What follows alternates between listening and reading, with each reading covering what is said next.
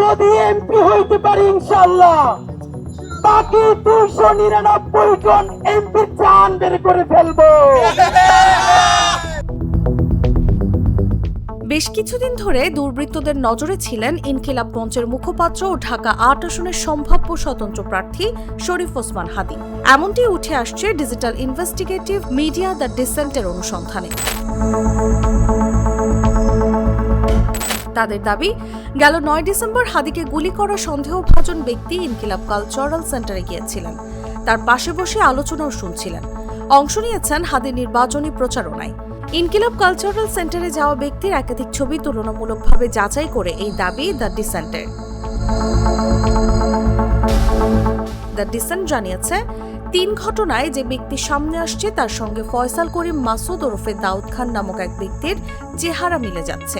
সামাজিক যোগাযোগ মাধ্যম ফেসবুক পেজে দেওয়া এক পোস্টে জানানো হয়, ইনকিলাব কালচারাল সেন্টার থেকে সংগৃহীত ৯ ডিসেম্বরের সিসিটিভি ফুটেজ, পুলিশের সংগৃহীত ১২ ডিসেম্বরের হামলার সিসিটিভি ফুটেজ, বিভিন্ন গণমাধ্যমে প্রকাশিত এবং ফেসবুক ইনস্টাগ্রামে ফয়সাল করিম মাসুদ নামক অ্যাকাউন্ট এবং আওয়ামীপন্থী বিভিন্ন পেজ এবং ব্যক্তির প্রোফাইলে পোস্ট করা ৫০টিরও বেশি ছবি বিশ্লেষণ করে দেখা যাচ্ছে ওসমান হাদীর ওপর বাইকের পেছন থেকে গুলি করা ব্যক্তিটির চেহারার সঙ্গে ফয়সাল করিম মাসুদ ওরফে দাউদ খান নামের এক ব্যক্তির চেহারা মিলে যাচ্ছে।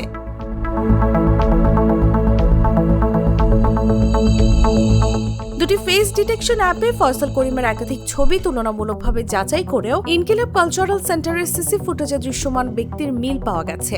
জানা গেছে, ফয়সাল করিম মাসুদ ওরফে দাউদ খান রাজধানীর আদাবর থানা ছাত্রলীগের নেতা ছিলেন। বিশেষভাবে উল্লেখযোগ্য হচ্ছে, গুলি করা ব্যক্তির বাম হাতে থাকা বিশেষ ডিজাইনের ঘড়িটির সঙ্গে একই ডিজাইনের ঘড়ি পরা একাধিক ছবি ফয়সাল করিম মাসুদের ইনস্টাগ্রাম এবং ফেসবুক প্রোফাইলে পাওয়া গেছে।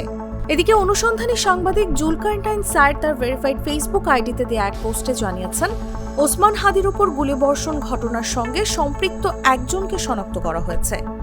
ফয়সাল করিম মাসুদ নামের এই ব্যক্তি সাবেক ছাত্রলীগ সহ সভাপতি, ঢাকা মহানগর উত্তর এবং আদাবর ছাত্রলীগের সাবেক সভাপতি।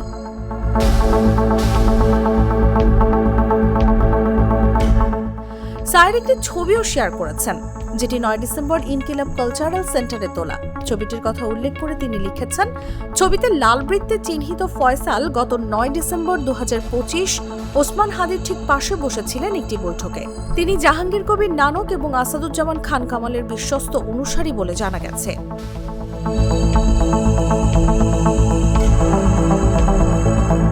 এর আগে ২০২৪ সালের নভেম্বর মাসে একাধিক মূলধারার সংবাদ মাধ্যমে ফয়সাল করিমের ছবি সহ খবর প্রকাশিত হয়েছিল।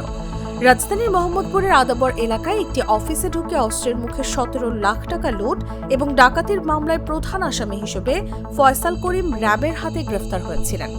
যদিও পরে কিভাবে তিনি ছাড়া পান সে বিষয়ে কোনো তথ্য পাওয়া যায়নি। নিউজ ডেস্ক, জাগো নিউজ।